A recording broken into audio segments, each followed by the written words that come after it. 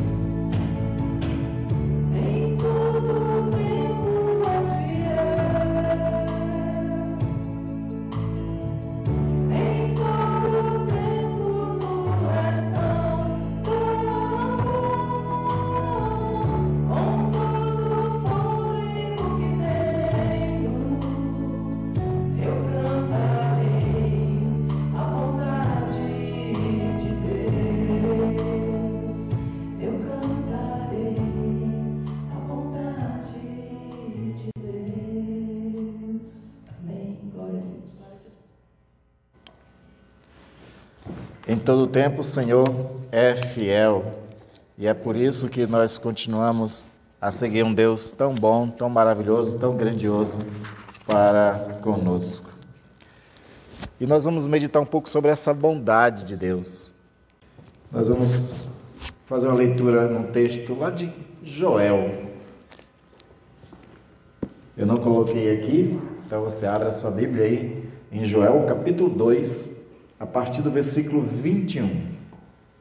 E vamos meditar um pouquinho nessa bondade de Deus, nessa dádiva de um Deus que faz grandes coisas, derrama bênçãos grandiosas sobre o seu povo. Joel, capítulo 2, a partir do versículo 21. Diz o seguinte o texto: Não tenha medo, ó terra, alegre-se e exulte, porque o Senhor faz grandes coisas. Não tenham medo, animais selvagens, porque os pastos do deserto reverdecerão, porque as árvores darão seus frutos, e as figueiras e as videiras produzirão com vigor. Filhos de Sião, alegre-se e exultem no Senhor, seu Deus, porque Ele lhes dará as chuvas em justa medida.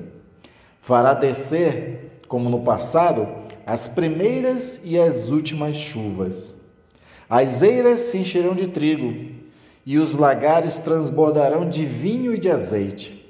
Restituirei os anos que foram consumidos pelos gafanhotos, o migrador, o devorador e o destruidor. O meu grande exército que enviei contra vocês, vocês terão comida em abundância e ficarão satisfeitos e louvarão o nome do Senhor seu Deus, que fez maravilhas em favor de vocês. E nunca mais o meu povo será envergonhado. Vocês saberão que eu estou no meio de Israel e que eu sou o Senhor, o Deus de vocês, e que não há outro. E nunca mais o meu povo será envergonhado. Vamos orar mais uma vez ao Senhor? Pai Santo e amado, te peço, Deus, tua graça e bênção para que possamos, ó Deus, ao olhar para esse texto bíblico, ao ler esse texto bíblico, a gente consiga compreender as maravilhas dessa palavra do profeta Joel. Que na época, Senhor, ele se referiu, pronunciou essas mensagens a um povo que estava desalentado de coração, um povo que vivia perseguido, um povo que tinha sido tirado da sua própria terra, que passou fome, que passou, Senhor, por um momento de escravidão e que foi envergonhado. E ele traz essas palavras maravilhosas, mas faz-nos compreender como essas palavras podem também nos comunicar, Senhor, a tua grandiosidade para os nossos tempos e para as nossas vidas. Isso te pedimos. Fala conosco pelo Espírito Santo, em nome de Jesus. Amém. Amém. Como a gente sabe muito bem, Israel passou por muitas dificuldades por conta e culpa deles mesmos. Israel foi um povo que, ao longo da sua história, continuamente tem falhado diante de Deus e, como consequência, Deus trouxe para eles lições, disciplinas, para que eles aprendessem a viver segundo a vontade do Senhor. Então, aquilo tudo era pedagógico para Israel. E aí, os sofrimentos que eles passaram foi para que, assim, como se fosse um puxão de orelha que os pais dão nos filhos quando eles fazem, coisas ruins, quando eles fazem traquinagem. Mas pensando na nossa época, onde nós podemos contar com a graça perdoadora de Deus, onde a gente pode contar com um Deus maravilhoso, nós que já professamos a fé em Jesus Cristo e que vivemos tempo tão difícil, como a gente pode entender todas essas coisas? Porque de fato nós vivemos tempos difíceis, vivemos tempos ruins, nós vivemos uma crise econômica no mundo inteiro, a inflação aumentou, ainda não se recuperamos dos efeitos da pandemia e a própria pandemia ainda não deu tchau de vez, ela está por aí, inclusive tem aumentado o número de casos na nossa própria cidade. Então você tem pandemia, tem crise econômica, nós temos crise política, que está dividindo inclusive igrejas, por conta de preferências ideológicas e preferências partidárias. O povo de Deus também está se vendo atacado internamente por mensagens e por doutrinas estranhas àquilo que nós aprendemos da pessoa de Jesus Cristo. A gente sabe que parcela da igreja do Senhor Jesus Cristo prega mensagens que vai totalmente contra princípios e valores eternos dos evangelhos. Mensagens que é para afagar corações somente. Mensagem que é somente para prometer aquilo que Deus não promete. Para um povo que não quer saber de conversão nem da cruz, mas para um povo que quer saber somente. E sabe aquela pergunta que a pessoa faz? E eu com isso? Porque tem muitas passagens bíblicas que são coisas que é referente à vontade de Deus. E as pessoas têm um outro tipo de mentalidade perguntando assim, e a minha vontade, como é que fica nessa história?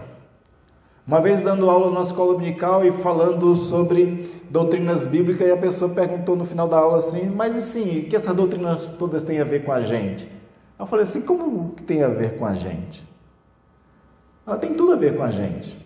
A Bíblia coloca alguns ensinamentos para a gente seguir e viver pautado nesses princípios cristãos.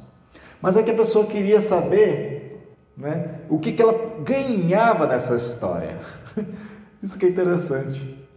Ela queria saber o que ela ganhava nessa história.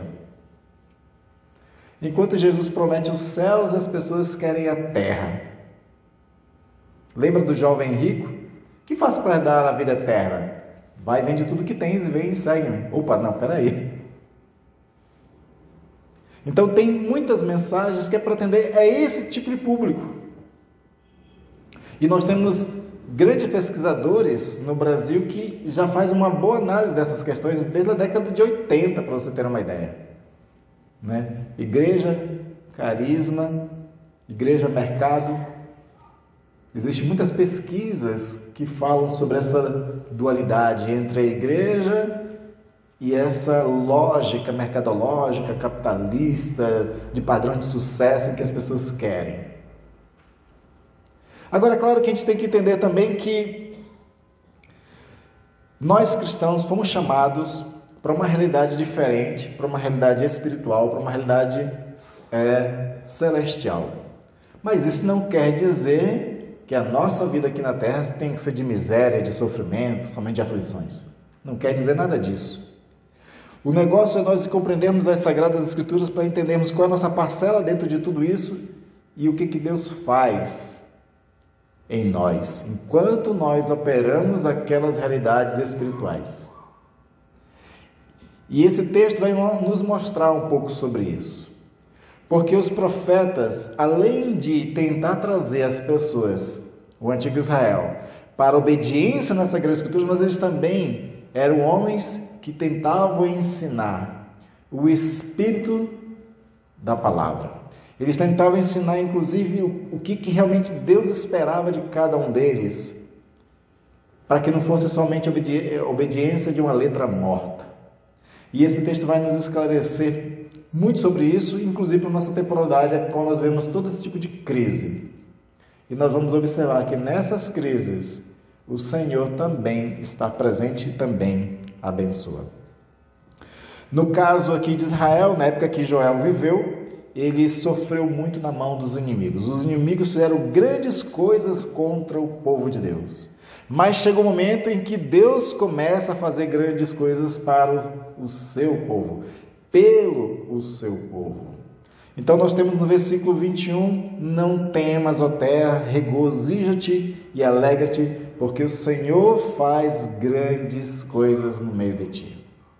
O Senhor vai abençoar o Senhor. Grandes coisas Deus tem para o seu povo. Apesar de estarem sofrendo grandes coisas ruins. Parece aqui um pouco aquilo que Paulo coloca, né? Onde abunda o pecado, Deus faz superabundar a graça.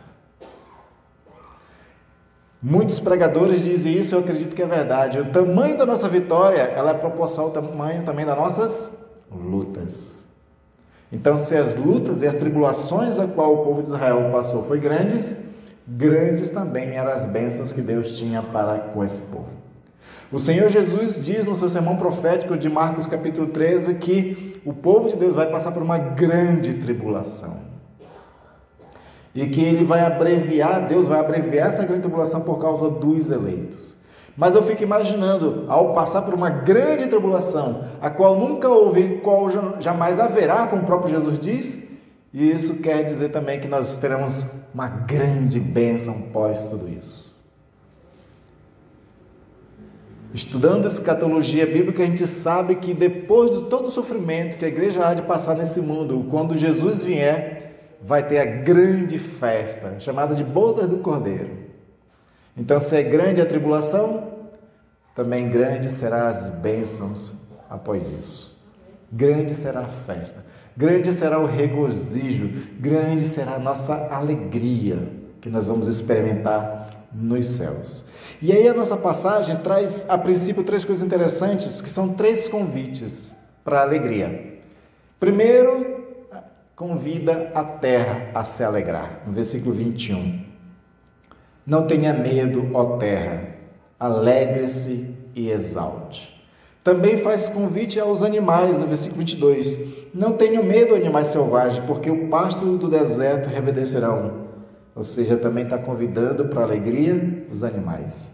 E no versículo 23, agora, enfim, Deus chama para a alegria o seu povo. Filhos de Sião, alegre-se, exultem no Senhor, seu Deus. São convites de alegria. Para os animais, Deus dará pastagens. Para a terra, Ele mandará a sua chuva. E para o seu povo, restauração. São 3 convites para a alegria e 3 bênçãos para que eles possam se alegrar. E isso é interessante. Pensando na terra de Israel, falar para a terra se alegre é muito emblemático. Por quê? Porque a terra de Israel era uma terra agrícola, mas também era uma terra em que nem sempre tinha chuvas. Era meio que nem Araraquara, sabe? Que você assiste no canal de meio-dia, na IPTV, falando e prometendo chuva para a região, mas diz assim, Araraquara não.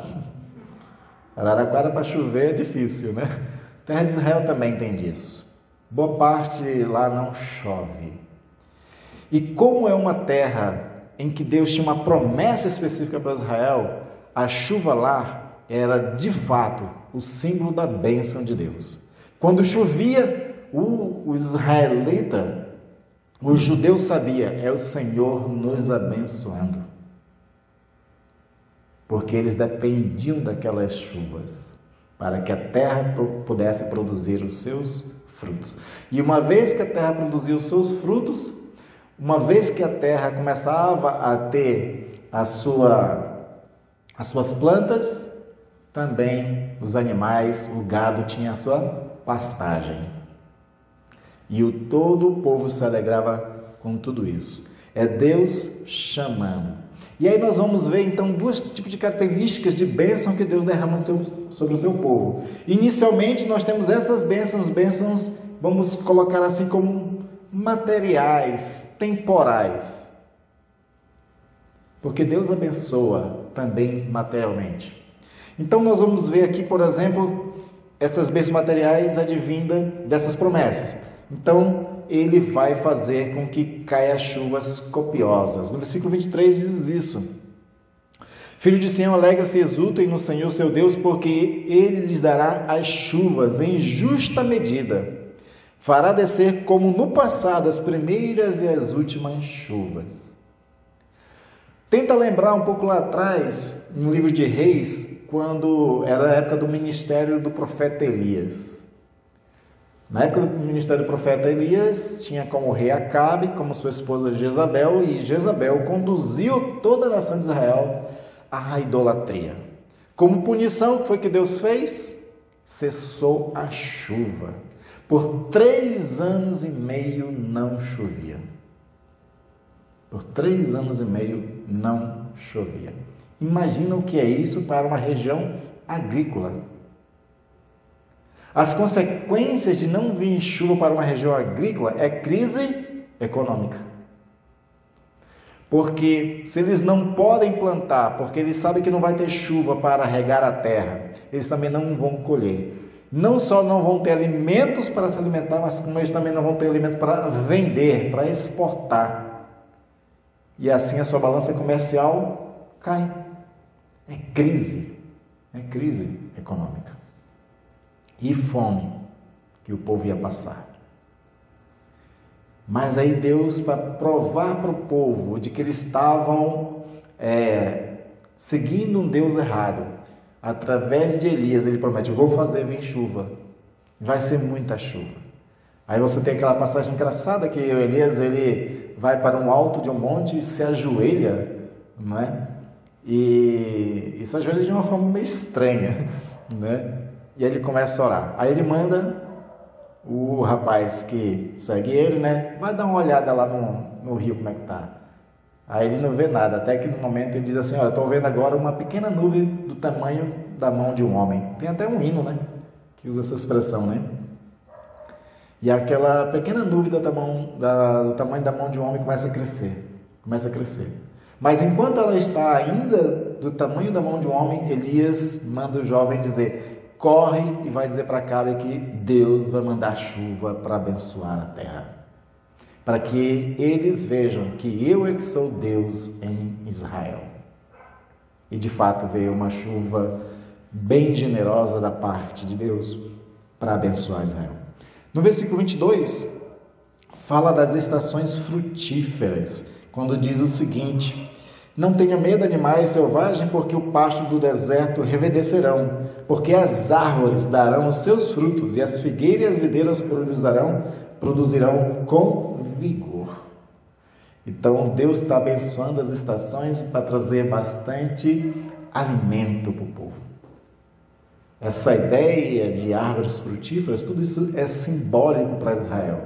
Quando Deus usa essas expressões, Israel entende é que Deus que está abençoando eles e vai alimentá-los, vai cuidar deles, vai prosperar a sua terra.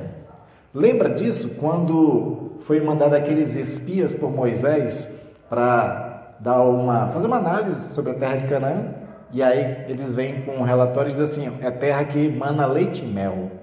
E eles trazem uma vara cheia com frutas penduradas, porque era simbólico para eles tudo isso. Símbolo de prosperidade, símbolo de alegria, símbolo de bênção da parte de Deus.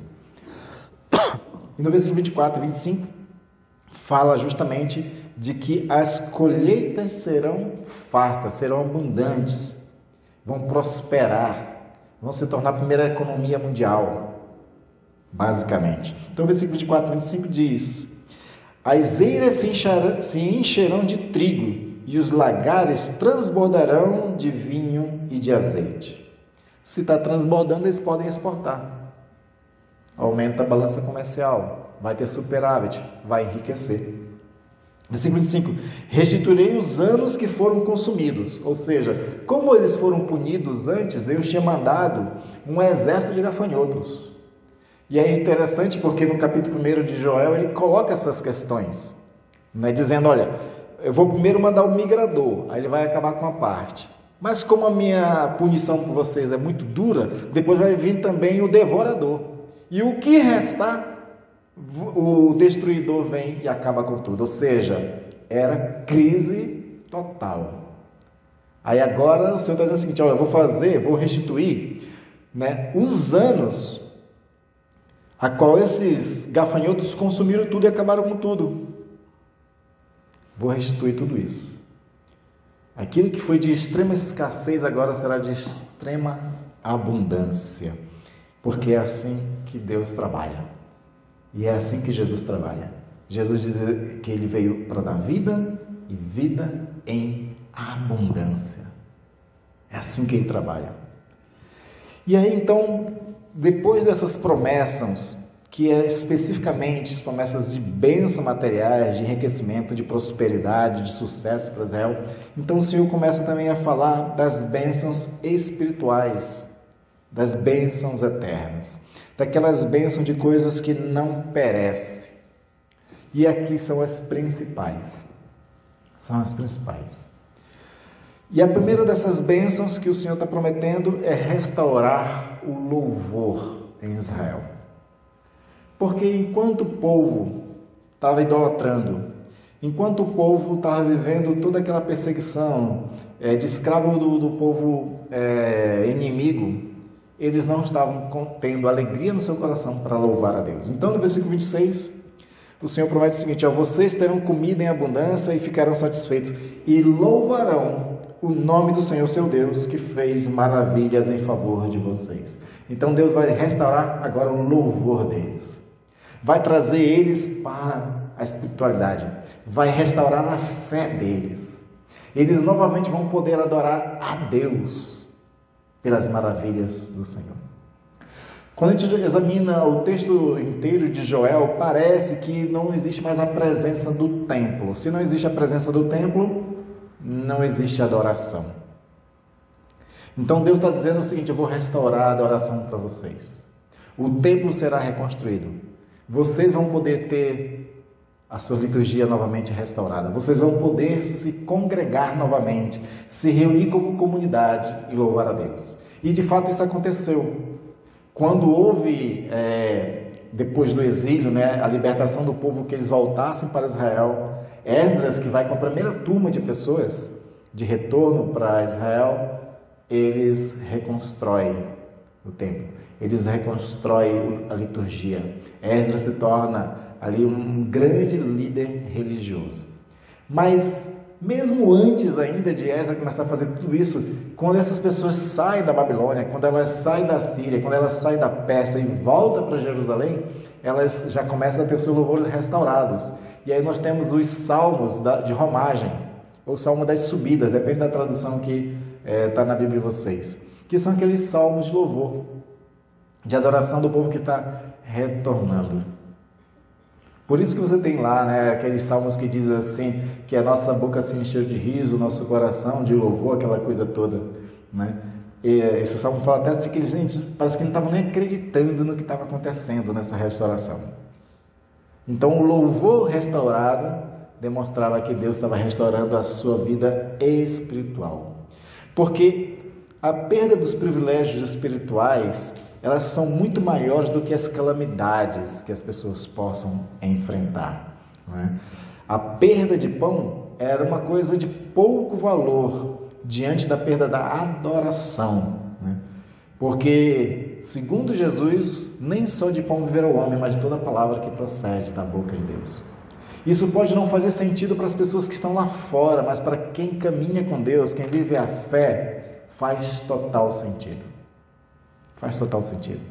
Porque quem caminha na fé, quem já tem essa ligação com Deus, que sabe da sua dependência de Deus, quando ela está com fartura, mas está longe de Deus, ela sente um vazio dentro dela. Ela tem crise na sua existência. Ela não se alegra. E é interessante que ao longo de toda a história, não só de Israel, mas da própria igreja, quanto mais fartura tem, mais as pessoas se distanciam de Deus e mais sofrem. Parece que o ser humano precisa um pouco de dor, né? Aí tem até aquela forma que o pessoal costuma brincar dizendo na evangelização, né? Que você não vem por amor, vem pela dor. Mas que o povo precisa disso, né? De vez em quando, né? Mas isso é imaturidade. Quando a gente alcança a maturidade espiritual, a gente entende que mesmo na fartura é quanto a gente mais depende de Deus, porque a fartura, a riqueza, a boa vida nos engana. E aí nós precisamos de maturidade para nessas horas não ser enganado. Não é quando a conta bancária está muito bem que a gente não depende de Deus, é quando a conta bancária mais está cheia que a gente mais depende de Deus, para que Ele guarde o nosso coração, para que a gente não se desvie, a gente não se engane, achando que já está tudo suficiente. Né? Os países mais ricos do mundo são os países que menos têm cristãos. A Europa, por exemplo, né, que foi um grande berço ali do crescimento do cristianismo, boa parte da Europa as igrejas estão vazias. Mas por quê? Porque eles não dependem mais de Deus, na mentalidade deles, né? Lá no fundo do coração pecaminoso deles diz isso, não depende mais de Deus. Por quê? Porque são países ricos. Ricos. É como se só pobre dependesse de Deus, né? Mas é justamente o contrário que está provando, é que quanto mais riqueza, mais depende, para justamente não serem enganados como estão sendo enganados agora. E aí, Israel compreendia isso, experimentou isso, e eles começaram a ter que mudar isso. Uma das coisas que foi fenomenal na história de Israel, na época que eles estavam no exílio, é que eles começaram a se voltar para as Sagradas Escrituras. Foi quando nasceu, por exemplo, as sinagogas. As sinagogas nasceu na época do exílio.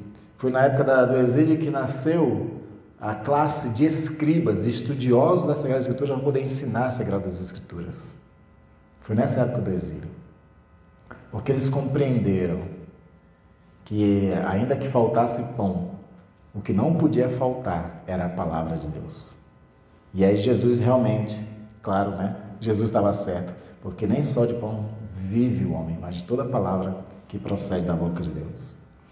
Outra promessa que nós vamos ver dessa ordem espiritual da parte do Senhor é a manifestação da sua presença divina. Está no versículo 27, em que ele diz o seguinte: vocês saberão que eu estou no meio de Israel, e que eu sou o Senhor, o Deus de vocês, e que não há outro. Vocês saberão de que eu estou no meio de Israel. Essa promessa da manifestação da presença divina é muito importante. Por quê? Porque uma coisa é a onipresença de Deus, outra coisa é a presença manifesta de Deus. Deus, ele é onipresente, ele está em todos os lugares ao mesmo tempo. A gente não compreende como é que acontece isso, mas ele está em todos os lugares ao mesmo tempo. Mas ele não está em todos os lugares de forma manifesta. Apesar de que ele está em todos os lugares ao mesmo tempo, onipresentemente, mas ele não está se manifestando em todos os lugares. Nem todos os lugares vê a graça, a bondade de Deus agindo.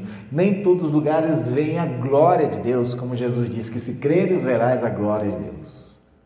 E o que Deus está prometendo é o seguinte: vocês vão ver a minha glória, vocês vão ver a minha manifestação, vocês vão ver os meus atos de poder no meio de vocês. Então é crucial essa promessa de Deus dizer que estará no meio de forma manifesta. Uma igreja que faz belos cultos, que faz mensagens motivacionais, que faz qualquer coisa, mas que não tem a presença de Deus, é só um lugar onde a onipresença de Deus está, mas não a manifestação de Deus. O nosso propósito como igreja é ser uma igreja que Deus se manifeste, em que Deus nos ouça, nos veja e nos abençoe. Uma igreja onde Ele olha para nós e Ele nos vê servindo também. Esse é que é o propósito. Para quê? Para que seja uma igreja cooperativa com Deus. Uma igreja que tem intimidade com esse Deus, que age impulsionado por esse Deus para fazer a sua vontade. De um povo que tem intimidade com Deus nas suas devocionais, que busca o verdadeiro Deus. Quando a gente faz tudo isso, a manifestação de Deus acontece através dos dons espirituais, através das curas, através de atos de poder. Eu gosto muito daquela passagem que Davi, ainda muito jovem, ele resolve lutar a favor de Israel quando os filisteus estavam ameaçando, ainda tinha um gigante ainda por cima, amedrontando o povo. E aí o pequeno Davi, que vai enfrentar Golias, ele diz assim: hoje, ele diz isso, Davi, hoje vocês verão que existe um Deus em Israel. Davi vai com tanta fé de que Deus é quem ia operar, que Deus ia manifestar seu poder, que ele diz: vocês vão saber que é Deus que está em Israel. Uma vez eu ouvi uma pregação de um professor meu do seminário, em que ele falava da realidade das igrejas em relação ao Antigo Testamento.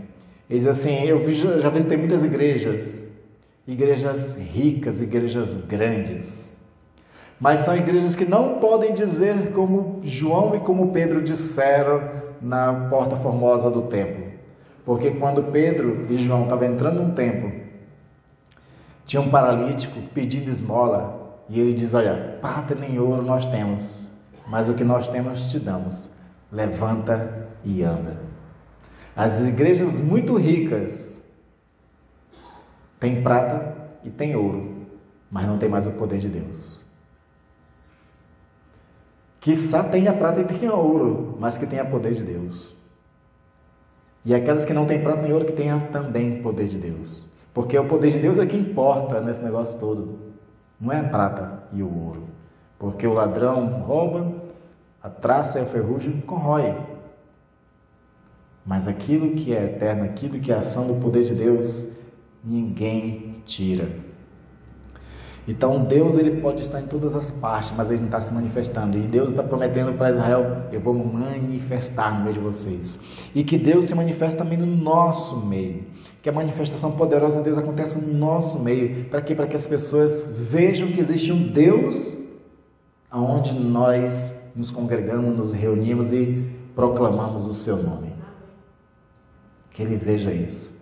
Na nossa parte nós temos que orar, buscar, interceder, viver uma vida santa na presença dele, para que ele se manifeste no nosso meio e através de cada um de nós. E por último, ele promete a Israel um reavivamento, uma grande restauração da alegria. Tanto no versículo 23 quanto no versículo 27 aparece essa realidade quando ele diz o seguinte no 23: Filhos de Sião, alegrem-se, exulte no Senhor seu Deus, porque lhes dará chuvas em sua medida, fará descer como no passado as primeiras e últimas chuvas.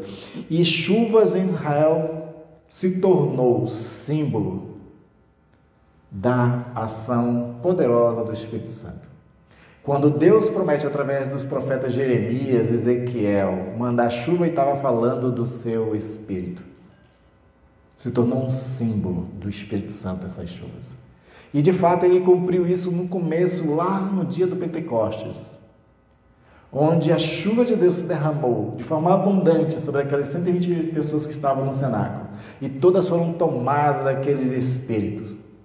Todas foram cheias daquele Espírito. Transbordou o lagar deles do Espírito Santo, transbordou a vida deles do Espírito Santo. E o Senhor, então, ele promete, através do Joel, derramar do seu Espírito. E a verdade é que essa chuva representa, de fato, o Espírito Santo também, é que ele vai dizer no versículo 28 isso. E acontecerá depois disso que derramarei o meu Espírito sobre toda a carne. Os filhos e as filhas de vocês profetizarão, os seus filhos sonharão e os seus jovens terão visões. Até sobre os servos e sobre as servas derramarei o meu Espírito naqueles dias. E ele usa aqui a expressão derramar, como se fosse uma chuva. Ele promete restauração, despertamento, reavivamento para Israel.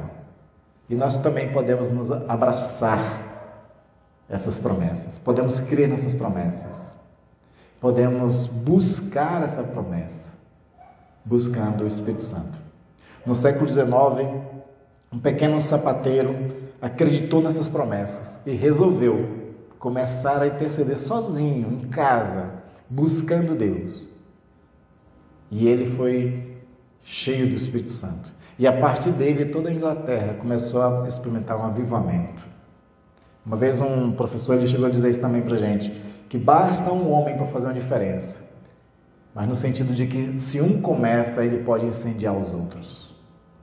Que todos comecem e incendiem toda a cidade.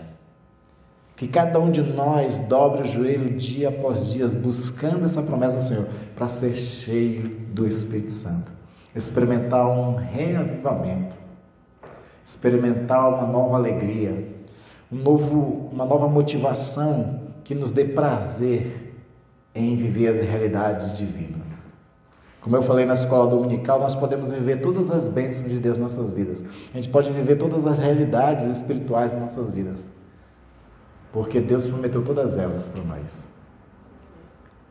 Então a gente tem que ter fé e agir dentro dessas novas realidades. E eu quero encerrar com o texto de Efésios.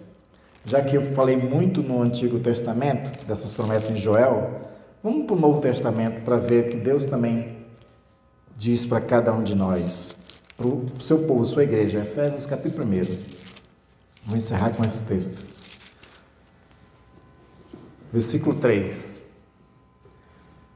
Pensando justamente, encerrando essa mensagem de um Deus que abençoa, de um Deus que concede dádivas, bênçãos grandiosas.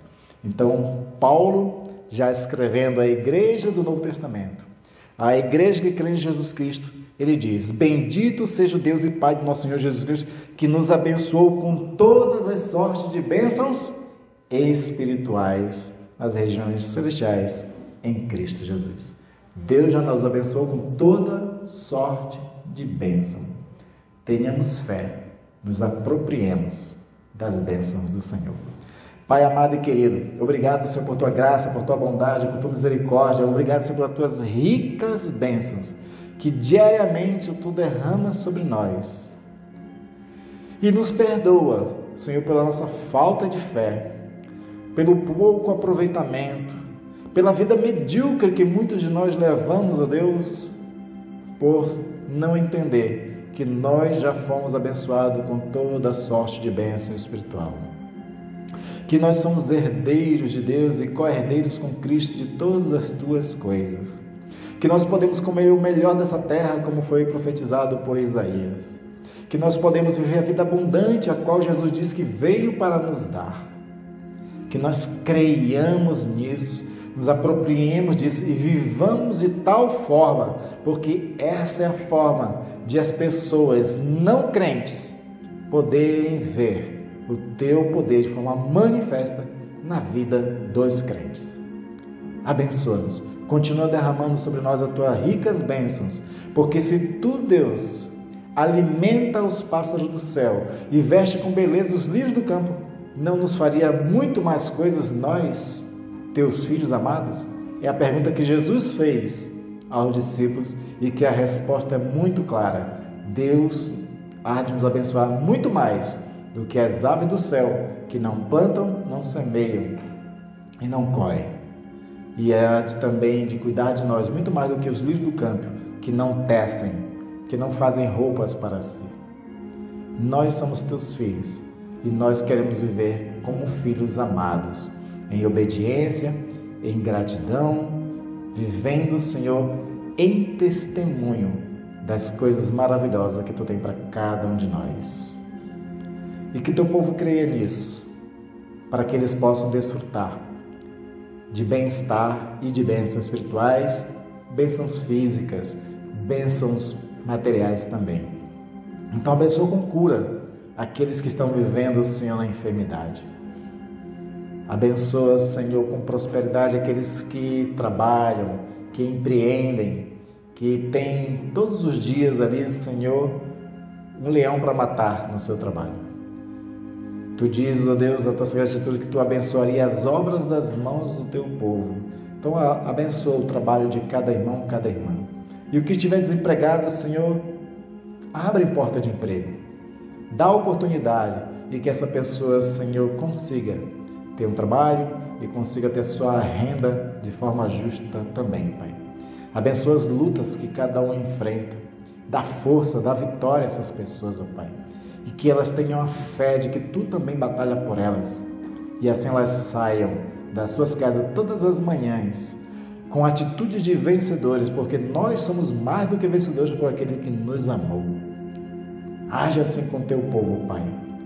E assim nós possamos também fazer a missão, dando testemunho de que o nosso Deus é um Deus abençoador. Obrigado por tudo e continua conosco, Pai, em nome de Jesus. Amém. Amém. Vamos continuar adorando ao Senhor com um cântico? Em tudo, as Tuas mãos operam, Senhor.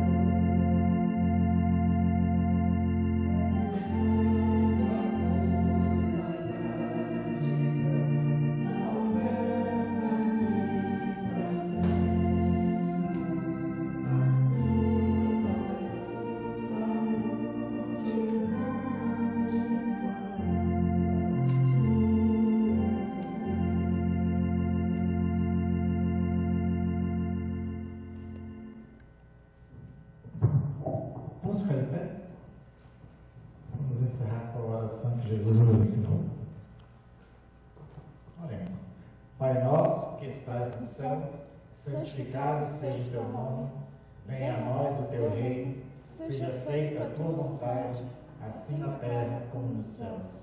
O pão nosso de cada dia nos dai hoje, perdoa as nossas dívidas, assim como nós perdoamos aos nossos devedores. Não nos deixes cair em tentação, mas livra-nos do mal, pois teu é o reino, o poder e a glória para sempre. Amém. Que o Senhor nos abençoe e nos guarde, irmãos e irmãs. Que sobre ti levante o rosto e conceda paz.